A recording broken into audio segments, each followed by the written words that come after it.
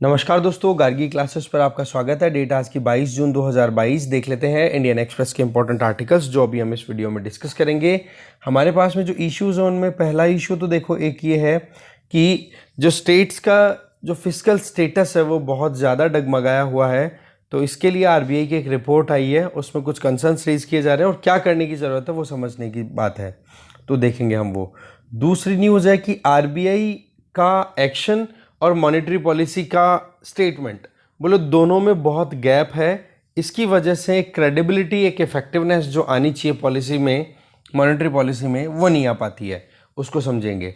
तीसरा, India Australia relations को लेंगे और फिर एक इशू हम पिक करेंगे लास्ट में, जिसमें एनसीईआरटी की जो टेक्स्ट बुक्स हैं उनमें रैशनलाइजेशन के नाम पर बहुत सारी ऐसी चीज़ें जो कि क्रिटिकल थिंकिंग को प्रमोट करती है एक स्टूडेंट में, उन चीज़ों को डिलीट किया जा रहा है परमानेंट लेवल पे और नाम लिया जा रहा है कि पेंडेमिक की वजह से इनको डिलीट किया जा रहा है।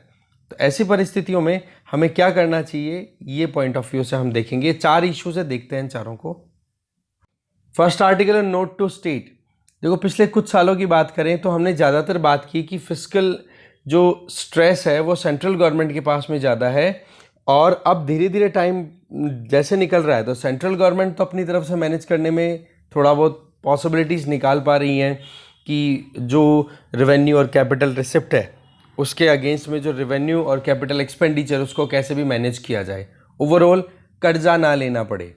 बट स्टेट फाइनेंस की बात करें, वो अंडर प्रेशर लगातार बना हुआ है, क्योंकि अभी जिस तरीके से रेवेन्यू कलेक्शन स्टेट्स के पास में कम हो रहा है, तो इसकी वजह से वो जो एक्सपेंडिचर उनको करना चाहिए डेवलपमेंट के लिए, उसकी बजाय वो ज़्यादा किस पे करती हैं, कर्जे को मैनेज करने के लिए, डेट को मैनेज करने के लिए।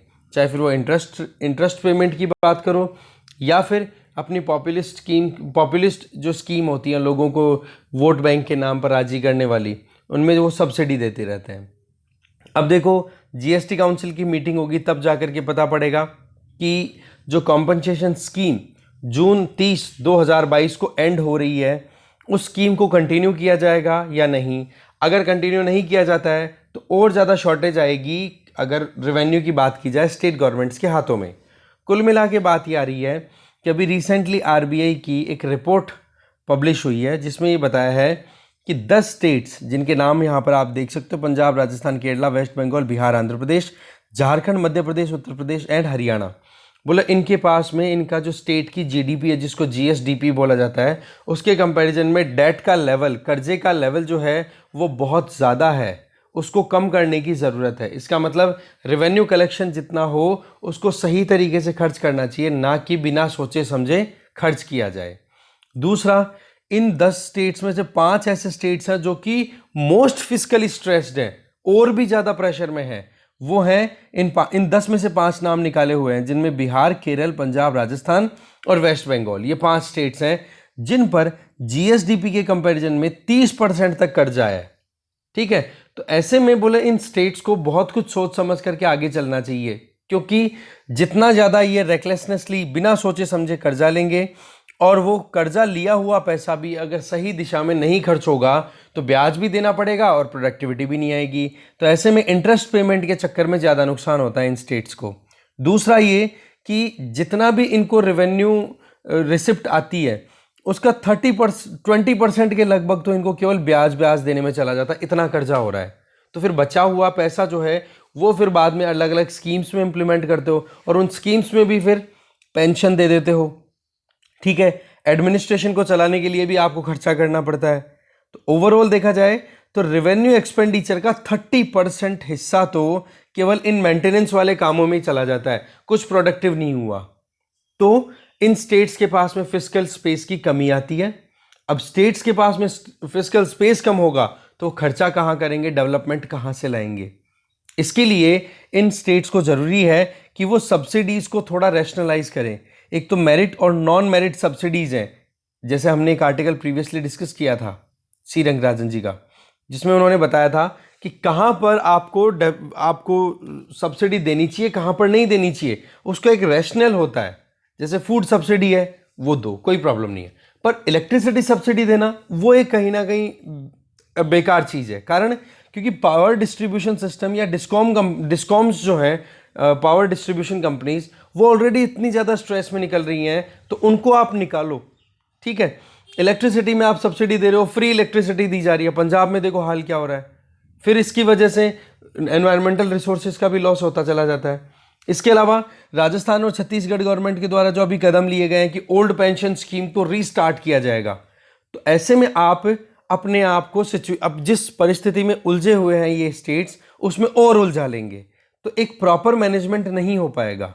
ठीक है, इसके अलावा पिछले कुछ सालों की अगर बात करें तो बहुत सारे जो स्टेट्स हैं वो अपनी बोरोइंग्स को कहीं ना कहीं एक अलग ही जुगाड़ से उठा रहे हैं कि बजट में तो दिखाना नहीं है और उधार ले लेंगे।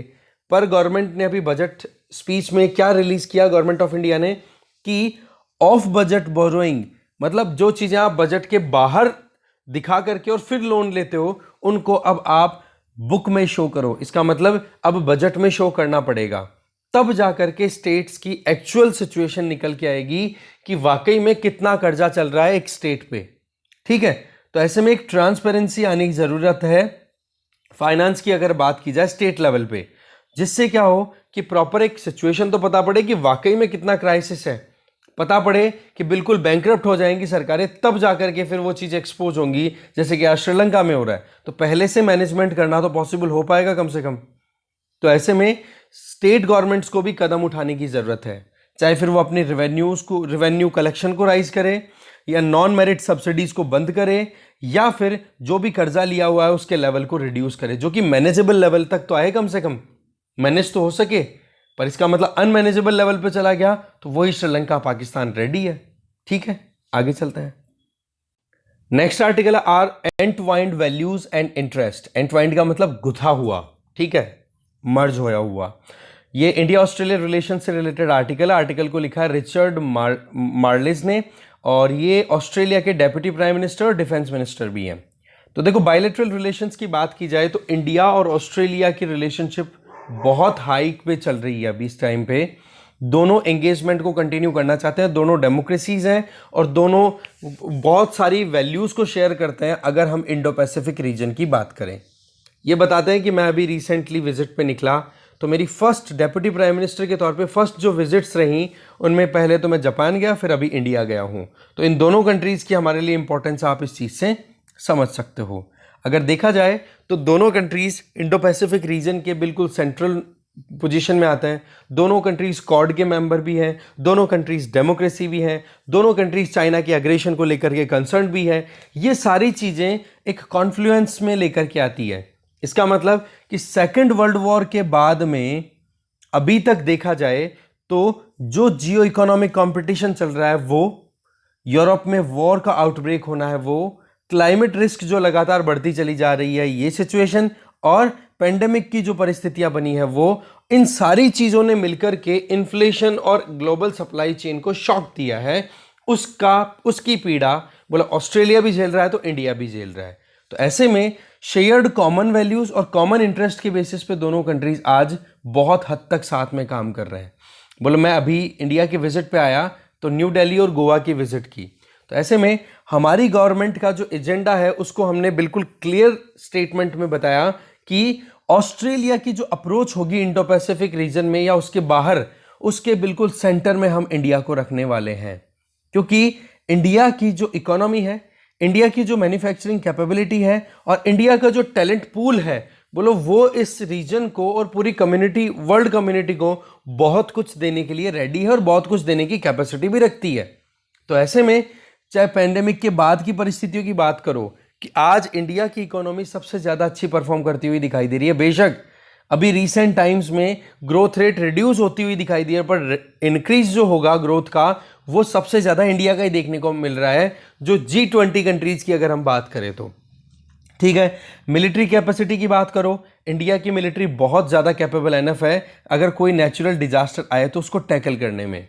ठीक है, इसके आगे अगर कोई भी बैलेंस ऑफ पावर की सिचुएशन आए, फॉर एग्जांपल चाइना अगर एग्रेशन दिखाए, तो वहां पर चाइना को कंटेन करने में इंडियन मिलिट्री जितना अपनी कह सकते हैं ना, अपनी कैपेबिलिटीज के बेसिस पे चाइना को कंटेन कर सकता है, शायद कोई आसपास में दूसरी कोई मिलिट्री इतनी पावरफुल नहीं है। इसके अलावा एक हम सस्टेनेबल वर्ल्ड की बात करते हैं जहां पर क्लीन एंड क्लीन टेक्नोलॉजी के ऊपर डिपेंडेंसी है, साइंटिफिक कैपेबिलिटीज़ को डेवलप करना है, नई टेक्नोलॉजी, कटिंग एज टेक्नोलॉजीज़ को डेवलप करना है। ये सारी चीज़ों में इंडिया ऑस्ट्रेलिया दोनों एक दूसरे से कमिटेड, और साथ में इंडिया में भी डेमोक्रेसी, ऑस्ट्रेलिया में भी डेमोक्रेसी है, तो बोला वैल्यू सिस्टम भी दोनों का साथ में अच्छे से काम करेगा। बोले यही ऑस्ट्रेलिया की एक एम्बिशन है कमिंग पीरियड में। इसके अलावा एनुअल बाई एनुअल मीटिंग भी होती है, 2 साल में एक बार आराम से मीटिंग भी होती है लीडर्स की, ठीक है। 2+2 डायलॉग में भी एंगेज है दोनों कंट्रीज, जिसमें दोनों तरफ के फॉरेन अफेयर मिनिस्टर और दोनों तरफ के डिफेंस मिनिस्टर एक साथ बैठ करके बातचीत करते हैं। मिलिट्री एक्सरसाइज या फिर डिफेंस एक्सरसाइज की बात करें तो मालाबार एक्सरसाइज में यूएस जापान के साथ में ऑस्ट्रेलिया भी पार्टिसिपेट करता है।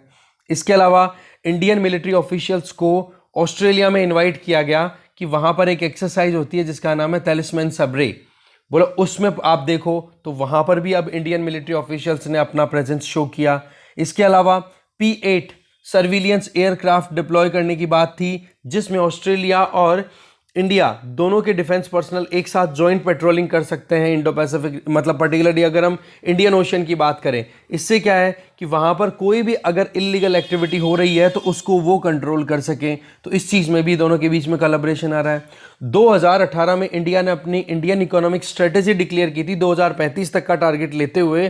बोले उसको अचीव करने में और दूसरी तरफ ऑस्ट्रेलियन गवर्नमेंट का जो टारगेट है जिसमें 5 ईयर एक्शन प्लान पे काम कर रही है, दोनों में बहुत कन्वर्जेंस है। और कन्वर्जेंस का रिजल्ट ये है कि एक न्यू लेवल के बायलैटरल कॉपरेशंस देखने को मिल रहे हैं। और बायलैटरल कॉपरेशंस में क्या क्या चीज़ों पर काम करने वाले हैं और कौन कौन सी चीज़ें ऑलरेडी स्टैब्लिश हो चुकी है दोनों कंट्रीज के कोलैबोरेशन के बेसिस पे, उनकी अगर बात करें तो इन बायलैटरल कोलैबोरेशंस में आप तो देखो, एक तो कॉन्सुलेट जनरल इन बेंगलुरु 2023 में स्टैब्लिश हो जाएगा, शुरू हो जाएगा, मतलब ओपन हो जाएगा। इसमें इंडिया की टेक्नोलॉजी और स्टार्टअप हब का जो एक एडवांटेज है वो, और साथ में ऑस्ट्रेलिया के साथ में मिलकर के India Australia centre of excellence for critical and emerging technology policy, ये भी बेंगलुरु में स्टैब्लिश किया जा रहा है। इसका मतलब आप देखो कि किस तरीके से टेक्नोलॉजिकल स्पेयर में दोनों कंट्रीज कोलैबोरेट करने के लिए रेडी है। बेंगलुरु में 2 इंपॉर्टेंट सेंटर्स ओपन हो रहे हैं। इसके आगे ऑस्ट्रेलिया जो है वो Australia based centre for India Australia relations, ये भी स्टैब्लिश ओपन करने के लिए बिल्कुल रेडी है, मतलब अपनी तरफ से ओपन करेगा, जिससे क्या हो कि जो कम्युनिटी लेवल की एंगेजमेंट है ना, ऑस्ट्रेलियन कम्युनिटी, इंडियन कम्युनिटी, उनके बीच में एंगेजमेंट बढ़े, ठीक है। इंस्टीट्यूशनल टाइज, बिजनेस टाइज वो बढ़े। इसके लिए न्यू मैत्री, दैट मीन्स मेडशिप स्कॉलरशिप प्रोग्राम स्टार्ट करना, जिसमें आप देख सकते हो कि जो लोग भी कोई भी जॉइंट रिसर्च करें उन लोगों को फंडिंग मिले। कोई स्टूडेंट इंडिया से जाकर के ऑस्ट्रेलिया में पढ़ाई करे तो उसको वहां पर स्कॉलरशिप की फैसिलिटी मिल जाए। ऐसे में जो साइंटिफिक मैनर की बात करें या टेक्नोलॉजिकल स्पेयर की बात करें, वहां पर मैक्सिमम एंगेजमेंट को राइज करने के लिए ये 3 इंपॉर्टेंट इनिशिएटिव ऑस्ट्रेलिया और इंडिया के बीच में ऑलरेडी लिए जा चुके हैं, जिनका रिजल्ट हमें जल्दी से जल्दी मिल जाएगा।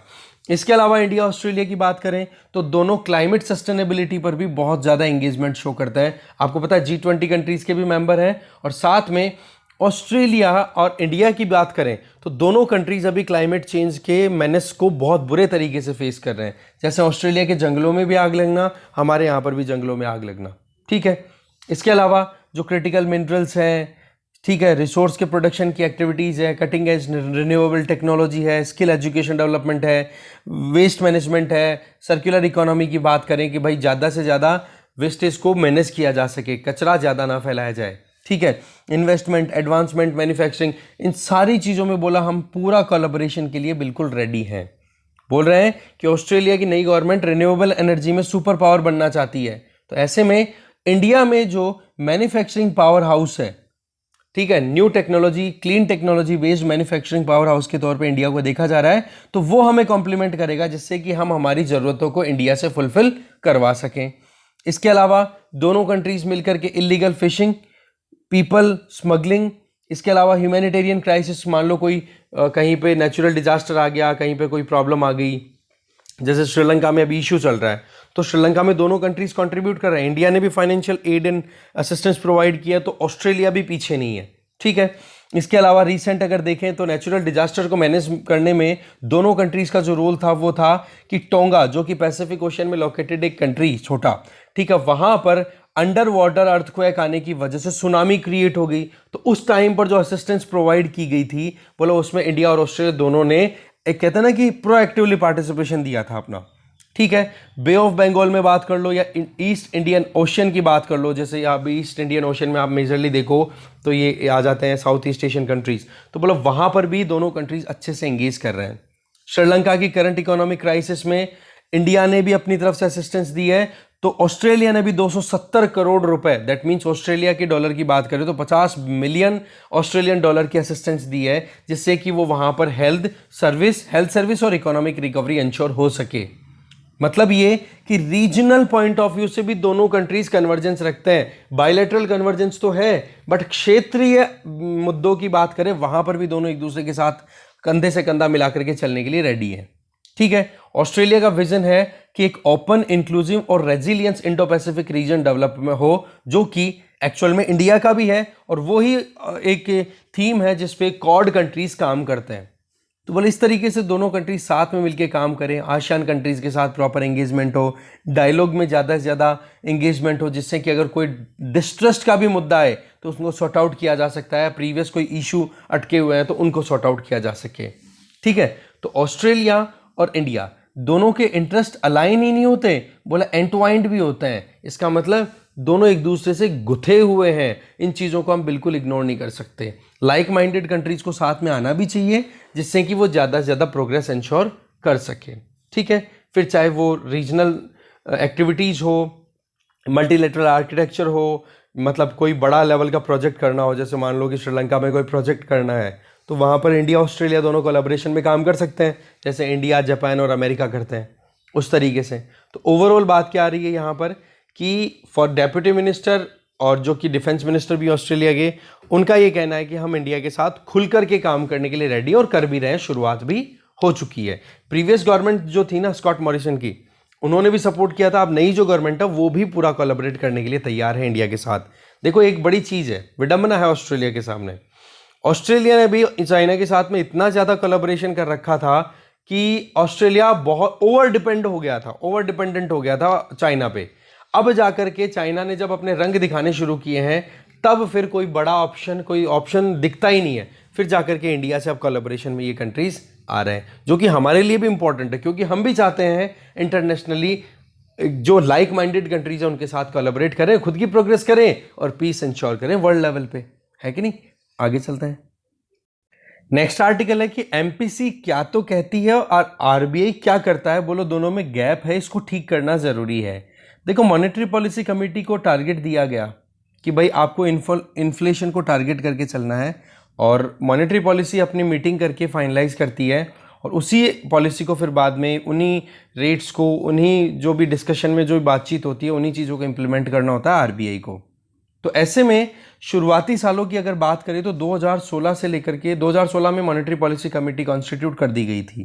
ठीक है, फिर उसके बाद में आप देखो कि 2018 तक मॉनेटरी पॉलिसी कमेटी बोले आराम से अच्छे से इन टेंडम काम चल रहा था कि एक तरफ मॉनेटरी पॉलिसी कमेटी ने इन्फ्लेशन को टारगेट करते हुए कुछ repo rate, reverse repo rate इनको फिक्स किया, बोलो वो चीज़ इंप्लीमेंट होती हुई दिखाई दी इधर। तो शुरुआती साल में तो जो भी डिसीजन लिया गया मॉनेटरी पॉलिसी के द्वारा वो चीज़ें कहीं ना कहीं इंप्लीमेंट हुई, पर अभी जिस तरीके से देखा जाता है कि कहते हैं ना कन्वेंशन सेट हुआ है क्या कि मॉनेटरी पॉलिसी कमेटी की मीटिंग होगी, वो मिनट्स ऑफ मीटिंग है, बातचीत जो हुई है वो डिटेल जो है पब्लिक डोमेन में अवेलेबल हो जाती है वेबसाइट पे, प्लस आरबीआई के गवर्नर जो हैं वो भी अब पब्लिक डोमेन में आकर के मीडिया के सामने आकर के ब्रीफिंग देते हैं। तो बोला इन दोनों चीज़ों के लिए कोई इशू नहीं है, पर प्रॉब्लम वहाँ पर आती है कि मॉनेटरी पॉलिसी कमेटी ने तो कुछ और डिसाइड किया है, और आरबीआई के गवर्नर मीडिया से जब इंटरेक्ट करते हैं तब कुछ अलग ही स्टेटमेंट दे जाते हैं। तो ये दोनों चीज़ें कहीं ना कहीं प्रॉब्लम कर जाती है, और आरबीआई के जो गवर्नर हैं उनके द्वारा जो स्टेटमेंट दिए जाते हैं वो स्टेटमेंट्स मॉनेटरी पॉलिसी कमेटी के साथ कई बार कन्वर्जेंस नहीं रखते हैं, और क्लैरिटी भी नहीं आती है कि दोनों के बीच में क्या रिलेशन है। तो ऐसे में मुश्किलें हो जाती है पब्लिक के लिए अंडरस्टैंड करने में कि वाकई में इन्फ्लेशन को कंट्रोल करने के लिए मॉनेटरी पॉलिसी कमेटी ने क्या डिसाइड किया है और क्या आरबीआई करने वाला है। इसका एक छोटा सा एग्जांपल अभी बताया जा रहा है कि एक तरफ तो मॉनेटरी पॉलिसी कमेटी इन्फ्लेशन को कंट्रोल करने की बात करती है, जबकि दूसरी तरफ आरबीआई के गवर्नर का स्टेटमेंट ये आता है कि हम गवर्नमेंट के लिए जो बोरोइंग प्रोग्राम है उसको भी कंडक्ट करेंगे प्रॉपर मैनर में। तो ये जो इशू है ये कि एक तरफ तो आप इन्फ्लेशन की बात कर रहे हो, टारगेट की, इन्फ्लेशन को टारगेट करते हुए, और दूसरी तरफ गवर्नमेंट की आप जो मार्केट से उधार लेने का जो ट्रेंड है जिसमें बॉन्ड रिलीज करना है, तो उसमें बॉन्ड की यील्डिंग को भी आप रिड्यूस करना चाहते हो। तो बोले ये दोनों की दोनों कहीं ना कहीं पॉलिसी ऑब्जेक्टिव में कॉन्ट्राडिक्शन दिखाई देता है। कैसे? कि देखो, एक तरफ तो आप इन्फ्लेशन कंट्रोल करना चाहते हो, दैट मीन्स मार्केट से लिक्विडिटी को कंट्रोल करना चाहते हो, चलो अच्छी बात है। अब इसमें आपको क्या करना है, मनी को आपको रेगुलेट करना है। जबकि दूसरी तरफ आप देखो तो गवर्नमेंट को आप इजीली मनी अवेलेबल कराना चाहते हो जिससे कि गवर्नमेंट पैसा खर्च कर सके। तो पैसा खर्च करेगी गवर्नमेंट तो मार्केट में दोबारा पैसा घूमेगा, और दोबारा अगर पैसा घूमेगा तो इन्फ्लेशन कहां कंट्रोल हो पाएगी? क्योंकि बॉन्ड जो है गवर्नमेंट एक तरीके के ऐसे इंस्ट्रूमेंट का यूज करती है जो कि गवर्नमेंट इशू करती है, और इशू करने के लिए गवर्नमेंट सीधा मार्केट में खुद डील नहीं करती है।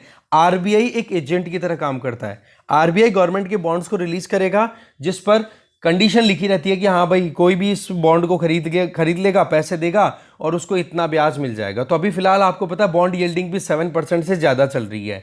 तो ऐसे में गवर्नमेंट अगर मार्केट से आज की परिस्थितियों में उधार लेती है इस इंटरेस्ट रेट के साथ में, तो गवर्नमेंट को बहुत ज़्यादा ब्याज देना पड़ेगा जो कि गवर्नमेंट चाहती नहीं है। तो ऐसे में आरबीआई क्या करेगा, कैसे भी करके बॉन्ड यील्डिंग को रिड्यूस करके फिर बाद में गवर्नमेंट के लिए उधार लेगा पैसा, और गवर्नमेंट के बॉन्ड को मार्केट में देगा और पैसा मार्केट से लेकर के गवर्नमेंट को देगा। अब गवर्नमेंट क्या करेगी जी, उस पैसे का डेफिनेटली इन्वेस्ट करेगी, खर्चा करेगी। इसका मतलब मार्केट में लिक्विडिटी तो कम होने का कोई चांस नहीं है। तो बोला इस तरीके से एक कॉन्ट्राडिक्शन आ जाता है दोनों के स्टेटमेंट्स में। तो इससे क्या होता है कि जो पॉलिसी की जो क्रेडिबिलिटी है ना, बातचीत जो हुई है इन्फ्लेशन टारगेट को लेकर के मॉनेटरी पॉलिसी की मीटिंग में, तो बोलो वो कहीं ना कहीं डाइल्यूट हो जाती है। तो इस चीज को ठीक करना जरूरी है। ठीक है, देखो सेंट्रल बैंक जो है, आपको पता है, हमें पता है कि इन्फ्लेशन को टारगेट करने का मेन मुद्दा सेटल हो गया 2016 में। ठीक है, तो सेंट्रल बैंक जो है वो इन्फ्लेशन को जब अपने कंट्रोल में लाना चाहे तो उसी के अकॉर्डिंग उसको काम करना चाहिए। ठीक है, दूसरा, इन्फ्लेशन का मतलब हम जानते हैं कि प्राइस को आप मॉडरेट करो, थोड़ी सी महंगाई को आप कंट्रोल करना चाहते हो, पर उसी बीच में अगर आप एक तो हो फ्लो एकदम सिंपल सा कि सेंट्रल बैंक है वो इन्फ्लेशन को कंट्रोल करने के लिए प्राइस कंट्रोल करना चाहता है, तो कंपनीज हैं वो भी समझेंगी कि वाकई में थोड़ा सा हमें प्राइस के लिए कंट्रोल, क्योंकि हर कोई कंपनी नहीं चाहेगी कि महंगाई में मेरा प्रोडक्ट और महंगा बिके जिससे कि वो अनकॉम्पिटिटिव हो जाए। कोई भी महंगा माल बेचना नहीं चाहेगा, सब अपना मुनाफा कमाना चाहते हैं, पर महंगा बेच करके मुनाफा कमाना कहीं ना कहीं रिस्की होता है। क्यों? क्योंकि अगर दूसरी कंपनी वाले सस्ता माल बेच करके मुनाफा कमा रहे हैं तो आपकी कंपनी का कौन माल खरीदेगा? कोई नहीं। तो ऐसे में कंपनियां इन्फ्लेशन को कंट्रोल करने के लिए इनपुट कॉस्ट को रिड्यूस कर सकती है, चाहे फिर वो वेजेस को हाइक करने में थोड़ी सी कमी दिखाए या फिर थोड़ा बहुत इनपुट कॉस्ट को रिड्यूस करने के लिए अपने रॉ मटेरियल सप्लायर को प्रेशराइज करेगी, भाई थोड़ा सस्ता करो, ऐसे महंगाई में हम मर जाएंगे, बिकेगा क्या हमारा? और महंगाई में बिकता भी बहुत कम है, आपको पता है। ओवरऑल अगर देखा जाए तो बैंक जो है उसका टारगेट है इन्फ्लेशन को कंट्रोल करना, जिसमें कंपनियां कोलैबोरेट करने के लिए तैयार है। अब उसी बीच में अगर देखा जाए कि इंटरेस्ट रेट को रिड्यूस किया जा रहा है, ठीक है, बॉन्ड परचेजिंग के पॉइंट ऑफ व्यू से अगर देखा जाए, इंटरेस्ट रेट अगर आप रिड्यूस करोगे तो भाई मार्केट में फिर कंपनियां हैं वो भी तो फिर उधार लेंगी ना पैसा। फिर इसका मतलब आप मार्केट में लिक्विडिटी को तो कंट्रोल करने की बात ही नहीं कर रहे हो। क्या बात बोली गई आरबीआई के गवर्नर के द्वारा कि जी हम गवर्नमेंट का जो बोरोइंग प्रोग्राम है उसको भी हम कंटिन्यू करेंगे, उसको भी कंप्लीट करना है। तो अगर गवर्नमेंट उधार लेना चाहती है तो गवर्नमेंट को ज्यादा ब्याज पे पैसा थोड़ा ना दिलाएगा आरबीआई, जब एजेंट ही है तो सस्ता दिलाएगा। अब सस्ता दिलाएगा तो इंटरेस्ट रेट रिड्यूस जाएगी, इंटरेस्ट रेट अगर रिड्यूस जाएगी तो फिर बाद में मार्केट में लिक्विडिटी कंट्रोल कहाँ हुई? इन्फ्लेशन कंट्रोल करना पॉसिबल नहीं है। तो ऐसी परिस्थितियों में इन्फ्लेशन को कंट्रोल करने के लिए मॉनेटरी पॉलिसी कमेटी जो कुछ भी डिसाइड करे उन चीजों को प्रॉपर इंप्लीमेंटेशन में लाने की जरूरत भी होती है। देखो 2016 में आरबीआई एक्ट को अमेंड किया गया और मॉनेटरी पॉलिसी कमेटी स्टैब्लिश हुई और उसी का टारगेट कर दिया कि इन्फ्लेशन टारगेटिंग आपको करनी है। तो उसमें दो पॉलिसी रेट्स फिक्स की गई, एक तो रेपो रेट, एक रिवर्स रेपो रेट। देखो 2000 के इनिशियल ईयर्स की अगर बात करें, ये 21st सेंचुरी की बात हम करें शुरुआती सालों में, तो इनिशियल का मतलब जो प्रीवियस इनिशियल ईयर गया है 2001 से लेकर के 2010 तक का टाइम हम मान लेते हैं, तो उसमें एक नैरो कॉरिडोर फिक्स किया गया जिसमें हाईएस्ट रेट है वो रेपो रेट और लोएस्ट रिवर्स रेपो रेट, मतलब रिवर्स रेपो रेट और रेपो रेट, ये एक कॉरिडोर फिक्स कर दिया कि रेपो रेट से तो ऊपर जाएंगे नहीं, रिवर्स रेपो रेट से नीचे जाएंगे नहीं, और बाकी जो भी आरबीआई अपने हिसाब से कोई भी इंस्ट्रूमेंट रेडी करेगा वो इंस्ट्रूमेंट इसी रेंज के अंदर वेरी करने वाले हैं, इंटरेस्ट रेट उनकी इसी रेंज में वेरी करेगा। पर ये कॉरिडोर को भी ब्रेक कर दिया आरबीआई ने। कैसे? कोविड-19 पेंडेमिक के टाइम पे आपको पता है कि रेपो रेट को तो अनचेंज रखा और रिवर्स रेपो रेट के साथ में एडजस्टमेंट किया। इसकी वजह से वो जो कॉरिडोर फिक्स था 1% या 1.5% के लगभग कि हाँ रेपो रेट 4% है तो रिवर्स रेपो रेट 3% रहेगा, ये एक फिक्स चल रहा था पैटर्न, बोलो वो भी डिस्टर्ब हो गया क्योंकि मॉनेटरी पॉलिसी कमेटी ने तो अपनी तरफ से रेपो रेट को चेंज नहीं किया, बट आरबीआई ने रिवर्स रेपो रेट को चेंज कर दिया। तो ऐसे में मॉनेटरी पॉलिसी कमेटी ने क्या बोला और आरबीआई ने क्या कर दिया, एक और कॉन्ट्राडिक्शन आ जाता है। ऐसे में क्या हो जाता है, वो जो इंटरेस्ट रेट डिटरमाइन करने का जो तरीका है जिसमें रेपो रेट और रिवर्स रेपो रेट दोनों इंस्ट्रूमेंट काम करते हैं, बोलो वो काम प्रॉपर्ली नहीं हो पाता। ठीक है, इसके अलावा आरबीआई ने कई नए इंस्ट्रूमेंट्स इंट्रोड्यूस किए, जैसे रिसेंटली कोविड-19 पेंडेमिक के टाइम पे मार्केट में लिक्विडिटी को ज़्यादा इन्फ्यूज करने के लिए गवर्नमेंट सिक्योरिटी एक्सचेंज प्रोग्राम शुरू किया, जीसैप प्रोग्राम जिसको हम बोलते हैं। इसमें क्या था कि मार्केट में जो गवर्नमेंट सिक्योरिटीज घूम रही है उनको एब्जॉर्ब किया जाए और मार्केट में ज़्यादा से ज़्यादा लिक्विडिटी को एंश्योर किया जाए। और ये जो गवर्नमेंट सिक्योरिटीज़ को मार्केट से लेना था, क्योंकि उस टाइम पर मार्केट में मंदी का सा माहौल हो रहा था, कोविड जस्ट खत्म हुआ ही था उस टाइम पे, आपको पता है। ठीक है, अब तो चलो उल्टा हो गया, अब तो इन्फ्लेशन हो गई है ज़्यादा क्योंकि लोगों के हाथ में कुछ ज़्यादा ही पैसा सर्कुलेट होने लग गया है। पर उस टाइम पर एक तरीके से रुकी हुई थी इकोनॉमी, तो इकोनॉमिक ग्रोथ को टारगेट किया था आरबीआई ने, तो उस वजह से गवर्नमेंट सिक्योरिटी की जो यील्डिंग थी उसको भी मतलब एक तरीके से थोड़ा सा राइज किया। क्यों? वैसे तो देखो होता क्या है, जब डिमांड किसी भी चीज़ की बढ़ती है वो अपने आप ही राइज हो जाता है, ठीक है ना। पर गवर्नमेंट जब मार्केट से उधार लेती है तो उस टाइम पर गवर्नमेंट 1% भी नहीं चाहती है कि उसका जो ब्याज देने का तरीका है वो ज़्यादा हो। भाई सीधी सी बात है कि गवर्नमेंट अगर बॉन्ड रिलीज करे और बॉन्ड लेने वाले लोगों की है कमी, ठीक है, ज़्यादा लोग इंटरेस्टेड नहीं है और गवर्नमेंट चाहती है कि बॉन्ड बिके, तो उस केस में बॉन्ड की तरफ लोगों को, इन्वेस्टर्स को अट्रैक्ट करने के लिए क्या करना पड़ता है, गवर्नमेंट को अपने बॉन्ड की यील्डिंग को राइज करना पड़ता है, या राइज हो जाता है ऑटोमेटिकली, क्योंकि लोग फिर उसमें इन्वेस्ट तब करेंगे ना जब उनको बेनिफिट दिखेगा। हाँ भाई 5% ही मिल रहा है तो बैंक की 4% ही मिल रहा है अगर गवर्नमेंट के बॉन्ड पे, तो यार छोड़ो इसको, तो इसकी बजाय डेट में इन्वेस्ट कर दो किसी कंपनी में या दूसरी किसी कंपनी के बॉन्ड में इन्वेस्ट कर दो। ठीक है, अब गवर्नमेंट थोड़ा सा अपनी यील्डिंग राइज कर दे अपने बॉन्ड्स की, तो उस केस में लोग वहां पर अट्रैक्टेड फील करेंगे, चलो ठीक है गवर्नमेंट के बॉन्ड्स में हम इन्वेस्ट कर देते हैं। तो ऐसे में गवर्नमेंट के बॉन्ड की यील्डिंग जो थी वो राइज हुई और उसको कंट्रोल करने की कोशिश भी कर रहा है आरबीआई। दूसरी तरफ जो गवर्नमेंट सिक्योरिटीज हैं उनको भी कलेक्ट करने के लिए और मार्केट में लिक्विडिटी इन्फ्यूज करने के लिए जीसैप प्रोग्राम भी लॉन्च किया।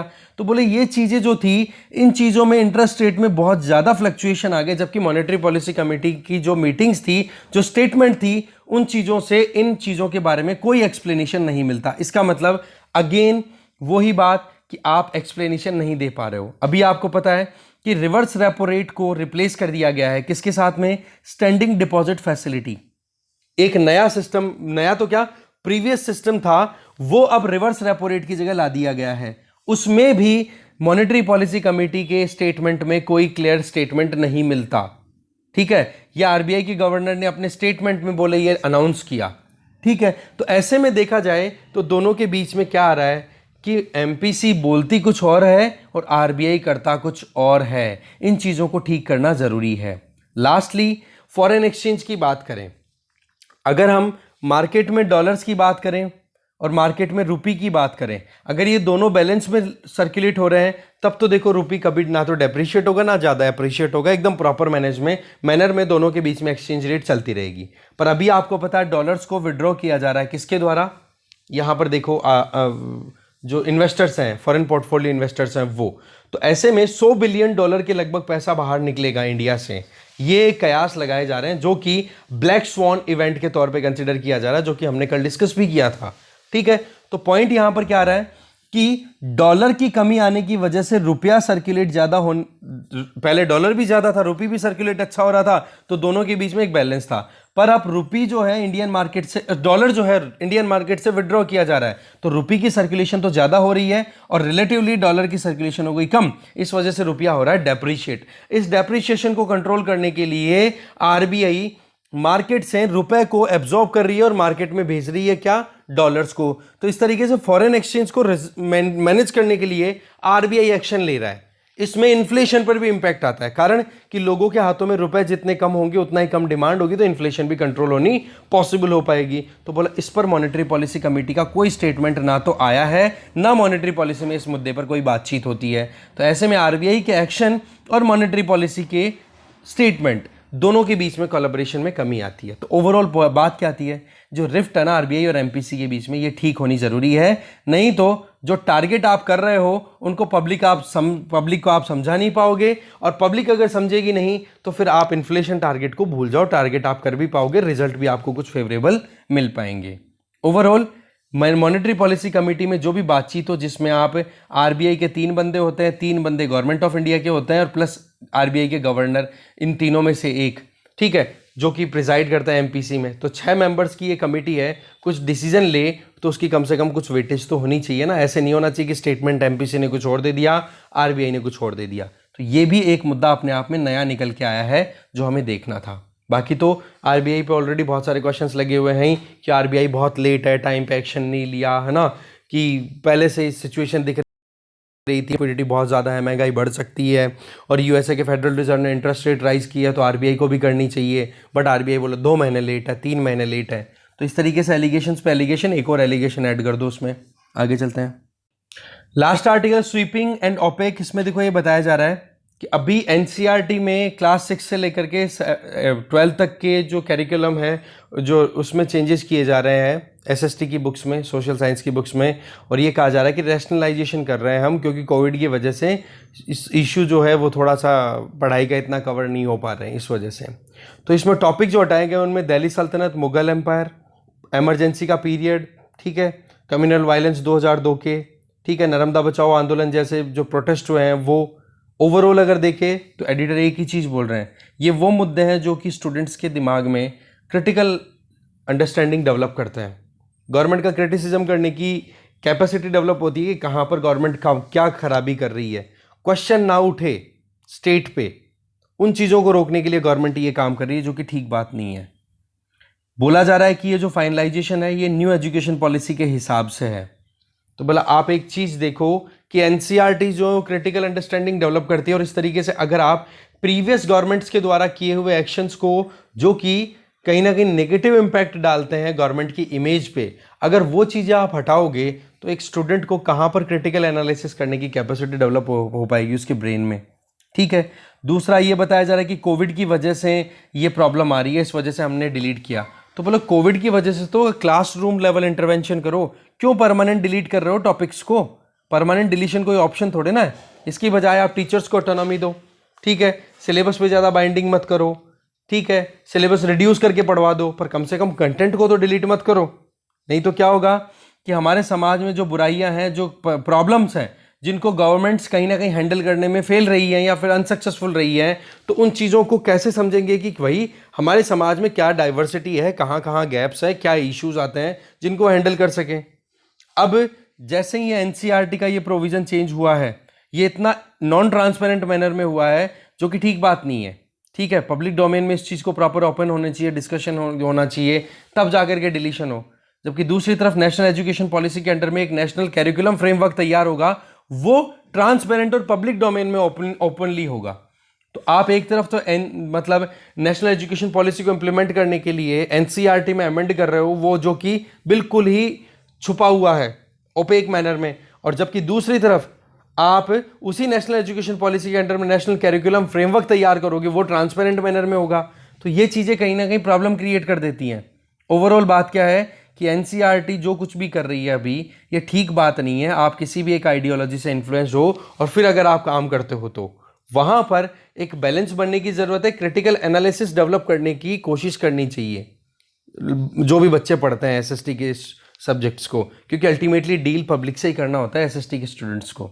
ठीक है जी, तो इस तरीके से इस डिस्कशन में थोड़ा लेंदी हो गया ये, यहीं पे ख़त्म हमारा content. Thank you very much.